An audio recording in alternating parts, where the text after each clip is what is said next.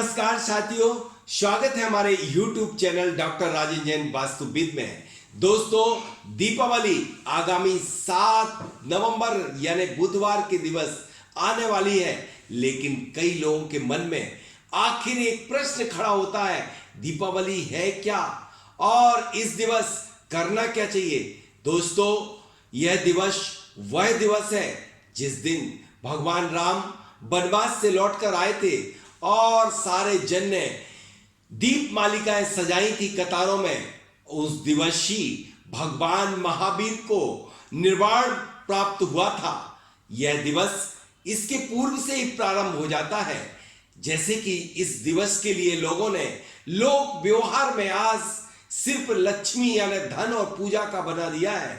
यह धन और लक्ष्मी को विसर्जित करके यानी कि भगवान महावीर धनतेरस, जो कि इस वर्ष 5 तारीख सोमवार को पड़ रही है, वह धनतेरस धन्य क्यों हुई थी? क्योंकि भगवान महावीर ने अंतिम समोषण में उपदेश देकर के उस समोषण को विसर्जित करके और योग निरोध करके और पावा वन में बैठ करके और ध्यान में तल्लीन हो गए थे।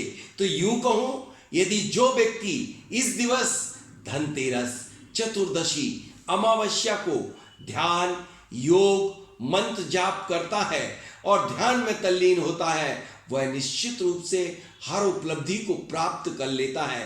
तो इस दिवस आप सुबह उठकर के धनतेरस के दिन यानी कि 5 तारीख के सुबह आप उठें और एक दीप और एक कलश की स्थापना करके त्राटक करते हुए एक मंत्र का जाप करें। मंत्र जाप चाहे वह णमोकार मंत्र हो, वड्डवान मंत्र हो, अथवा आप जिस मंत्र का जाप नित्य प्रति करते हैं वह जाप अवश्य करना चाहिए। इस दिवस से लेकर के अमावस्या की रात्रि तक दिन और रात करते रहना चाहिए, लेकिन अखंड ज्योत को अवश्य जला देना चाहिए। इस दिवस आप अपने घर के बाहर गोबर का लेपन करके रंगोली वास्तु यानी कि दिशा के अनुसार डालें। उत्तर मुख यदि आपका घर है तो सफेद और नीले रंग का प्रयोग करके डालें। दक्षिण मुख है तो आप पीले और लाल रंग का और हरे रंग का प्रयोग करें। पश्चिम है तो पीले और सफेद रंग का करें। और यदि वह आपके पूर्व है तो हरे पत्तों के साथ, हरे रंग के साथ रंगोली डालेंगे तो रंगारंग हो जाएंगे। यानी कि आप रंगोली का इस दिन बड़ा महत्व है। अब बात आती है कि इसको हम मनाएं कैसे, मुहूर्त का ध्यान रखें कैसे, मुहूर्त आखिर है क्या।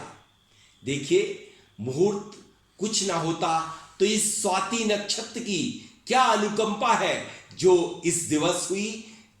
अमावस्या के दिन जब स्वाति नक्षत्र आता है तभी भगवान को निर्वाण प्राप्त हुआ था।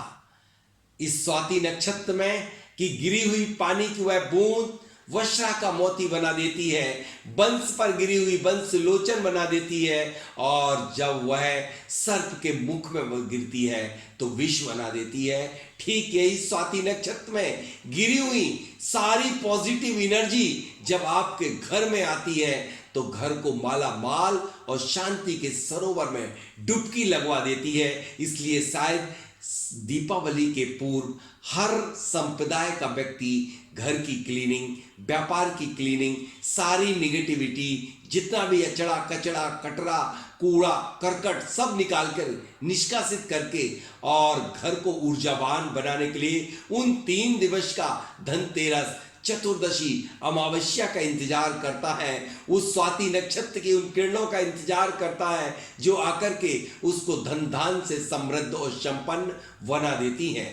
तो अब आप प्रथम दिवस धनतेरस से कोई भी मंत्र जाप या एक अखंड दीप जलाएंगे जो अखंड होगा, एक कलश की स्थापना करेंगे और आप चतुर्दशी को भी एकासन करते हुए एक टाइम या उपवास करें या एकासन करके, और यदि अखंड वस्त्र धारण करके यदि आप जाप करते हैं तो निस्संदेह आपके लिए बहुत सारे उपलब्धि प्राप्त होगी। मैं बता देता हूं यह मंत्र जाप क्रिया है क्या और इसमें क्या क्या प्राप्त होता है। मंत्र जाप यदि बच्चे अध्ययन और बुद्धि को बढ़ाना चाहते हैं तो उसमें एक मंत्र जाप करें, एक अखंड दीप जला करके और एक मयूर पंख का स्वास्तिक दीवार पर बना करके वह जाप करेंगे। ओम ह्रीम श्रीम क्लीम वद वद वाग्वादिनेभ्यो नमः। इसका जाप जितनी भी माला हो सके, लेकिन आप कम से कम जितना जप सकें उतने का संकल्प अवश्य लें। जब संकल्प लिया जाता है तब फल प्राप्त होता है। यदि व्यक्ति इन 3 दिवसों और 3 रात्रि में यदि सर्व उपलब्धि प्राप्त करना चाहता है, सर्व रोग नाशक, सर्व शत्रु नाशक, सर्व दुख नाशक, सर्व वृद्धि वर्धक यदि कोई मंत्र है तो उस दिवस का है कि आप बड्ढमान मंत्र का जाप करें। ओम नमो भगवतो बड्ढमाणस ऋषस वाला मंत्र आप जाप करेंगे इस विधिवत तरीके से तो आपको सब कुछ प्राप्त होगा। यदि आप अपने सर्वकारी की सिद्धि, लाभ और शांति चाहते हैं तो बृहस्पति शांति मंत्र का जाप करें। यह 3 मंत्र आपके लिए अद्भुत भंडार लगा देंगे प्रत्येक कार्य का, प्रत्येक फल प्राप्ति का। तो इसलिए आप बच्चों से निवेदन है कि इस दिन यह बुद्धिवर्धक मंत्र का जाप करें। व्यापारी व्यापार के लिए यह कार्य वर्धमान मंत्र करें और शांति, समृद्धि और मोक्ष प्राप्ति के लिए आप बृहस्पति शांति मंत्र का जाप करेंगे तो निश्चित यह लाभदायी होगा। आइए आप धन त्रयोदशी के दिन और रात जितना यथासंभव हो सके, चतुर्दशी के दिन, अमावस्या के दिवस जैसे ही सुप्रातः 48 मिनट पूर्व उठ करके सूर्योदय होने के पूर्व आप यह मंत्र का जाप करें, लेकिन अखंड दीप के पास बैठ करके ही यह मंत्र जाप करना है। जैसे ही आप यह मंत्र जाप करेंगे, अमावस्या के दिवस नित्य कर्म से फुर्सत होकर के मंदिर में जाकर के निर्वाण लाडू चढ़ा करके भगवान महावीर की पूजा करने के उपरांत आप घर वापिस आएंगे और 10:45 से लेकर के 11:55 तक आप अपने प्रतिष्ठान के पर जाकर के क्या करेंगे, प्रतिष्ठान पर एक ब्रह्मास्त्र मैं बता देना चाहता हूं। यह वह दिवस है जो दिग्वंदना का दिन होता है, यानी कि आप पीली सरसों काले उड़द से व्यापार पर और सफेद सरसों मिलाकर के यदि दिग्वंदना कर देते हैं, और यह वह दिवस है जिस दिन यदि दिग्वंदना चारों ही नहीं 10 दिशाओं गत दिग्वंदना करेंगे तो सारी निगेटिव एनर्जी पलायन कर जाती है। ध्यान रखना 10:45 से लेके 11:50-55 तक दिग्वंदना करके सारे यंत्रों को व्यापार के साफ सुथरा करके उस पर स्वास्तिक बनाए। मशीनों पर आप एक रक्षा सूत्र बांधे और रक्षा सूत्र बांध करके आप जो बही खाता है उस बही खाते पर आप एक स्वास्तिक बनाएं और स्वास्तिक पर इस तरह से यह 5, 2, 3 और 25 जिस पैटर्न में लिखा हुआ है उसी पैटर्न में आप इसे केसर से अंकित करें तो आपका निश्चित रूप से लाभदायी होगा। लेकिन इसे विधिवत तरीके से बनाना है, यानी जो अंक पहले आए उस अंक को आप पहले बनाएं। फिर सांस को रोक करके यंत्र को लिखें, शूर स्वर में यंत्र को लिखें तो बहुत बढ़िया लाभकारी होगा। इतना ही नहीं, यदि आप अपने व्यापार को अच्छा चलाना चाहते हैं तो आप एक काम करिएगा कि इस चौखाना बनाइए केसर से और इस चौखाने में चारों कॉर्नर पर ओम अंकित कर दीजिएगा तो वह आपके लिए बहुत लाभदायी होगा। यह आपके लिए। इसके बाद 2 यंत्र और होते हैं व्यापार के लिए। पंदरिया यंत्र, यानी पंदरिया यंत्र जो होता है वह यदि आपने अंकित कर दिया, जैसे धन प्राप्ति पंदरिया यंत्र, यह धन प्राप्ति पंदरिया यंत्र है। और धन प्राप्ति पंदरिया यंत्र यदि आप पश्चिम की दीवार पर पूर्वाभिमुख होकर के विधि विधान पूर्वक बना करके सांस को रोक करके और जिस क्रम में छोटा अंक है पहले लिख करके और फिर सांस को रोक करके सूर स्वर में अंकित करने पर यह आपके लिए बहुत लाभ अर्जित कराता है, यह पंदरिया यंत्र। अब इसके बाद 36 धन प्राप्ति छत्तीसा इस भारत में बड़ा प्रचलित है। इसे आप इसी दीवार पर बनाएंगे तो धन आपको निश्चित रूप से धन प्राप्ति छत्तीसा भी मैं आपको बता देना चाहता हूं। यह धन प्राप्ति छत्तीसा है और यह धन प्राप्ति छत्तीसा आपको अनेक जगह उपलब्ध हो जाएगा और यह उपलब्ध होकर के आप इसे विधिवत तरीके से बनाइएगा तो व्यापार की आपके लिए कभी आप मुक्त हो जाइए। लेकिन बनाइए विधिवत तरीके से। बहुत सारे लोग बहुत सारे यंत्रों को इकट्ठा तो कर लेते हैं लेकिन कभी भी उन्हें लाभ प्राप्त नहीं होता है। क्यों? आखिर यह विधिवत तरीके से निर्मित नहीं किए जाते हैं।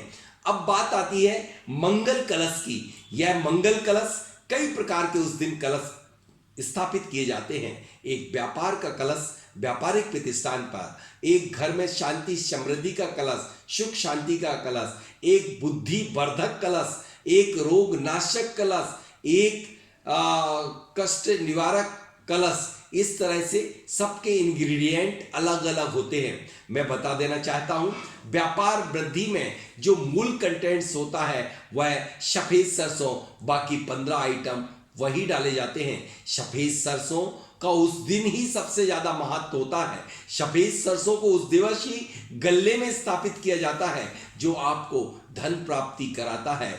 क्योंकि वह दिवस एक ऐसा दिवस है स्वाति नक्षत्र का जिसने उसका एक बूंद गिर के और बसरा का मोती बनाया और उसकी एक किरण बन के और हमारे गले की एक रखी हुई सफेद सरसों को अनगिनत में मल्टीप्लाई करा देता है। इसलिए ध्यान रखना दोस्तों, मेरे पास तो यूं व्यापार के लिए बहुत सारे टिप्स हैं लेकिन मैं एक बात बता देता हूं कि उस दिवस आप 24 आम के पत्तों का बंधनवार अपने व्यापारिक प्रतिष्ठान पर अवश्य स्वास्तिक अंकित करके टांगेंगे तो आपके लिए बहुत अच्छा होगा।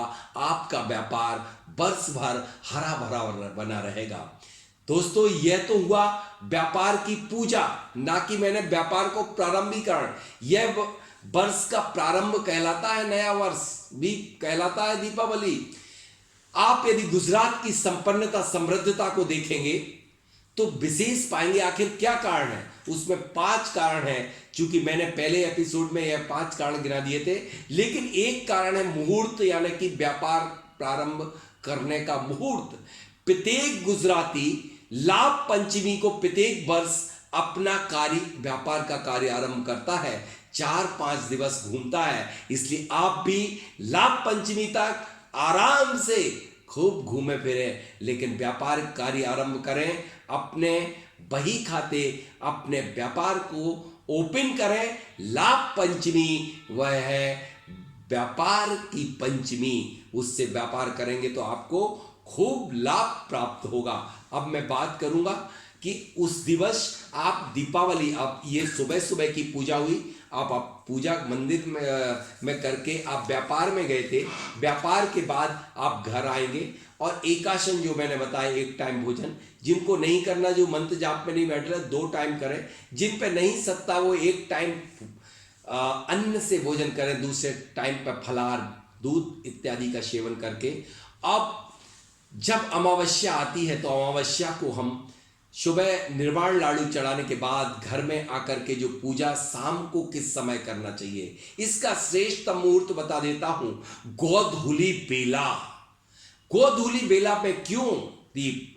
क्योंकि भगवान महावीर के निर्वाण के उपरांत गौतम गणधर स्वामी को, गौतम गणधर स्वामी यानी गणेश, गणा नाम ईशा गणेश यानी गण बराबर गणधर, गणधर को केवल ज्ञान प्राप्त हुआ था। केवल ज्ञान ज्योत प्रज्वलित करते हैं, लेकिन केवल ज्ञान ज्योत कितनी?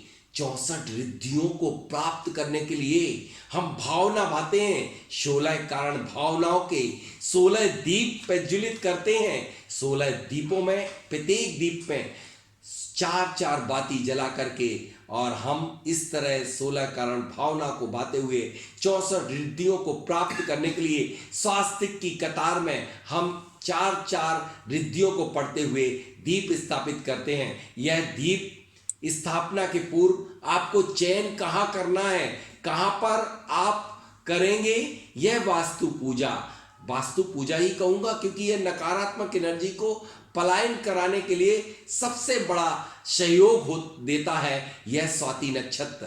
आप ईशान कोण पर या पूर्वी ईशान या पूर्व दिशा में जाकर के साफ सुथरा करके नाभि से ऊपर स्थित करके आप भगवान महावीर की फोटो, गौतम स्वामी की फोटो रख करके और फोटो का मुख पूर्व में, आपका अपना मुख उत्तर में जब रखेंगे और आप स्वच्छ कपड़े पहन करके, धोती दुपट्टा पहन करके और शाम काल की गोधूली बेटा में अष्ट द्रव्य से गौतम स्वामी की पूजा करेंगे, अर्घ्य समर्पित करेंगे और 64 रिद्धियों के यह दीप प्रज्वलित करके और एक मंगल कलश स्थापित करेंगे। लेकिन ध्यान रखना, आपका मुख उत्तर दिशा में, भगवान का मुख पूर्व दिशा में, भगवान की फोटो प्रतिष्ठित फोटो होना चाहिए।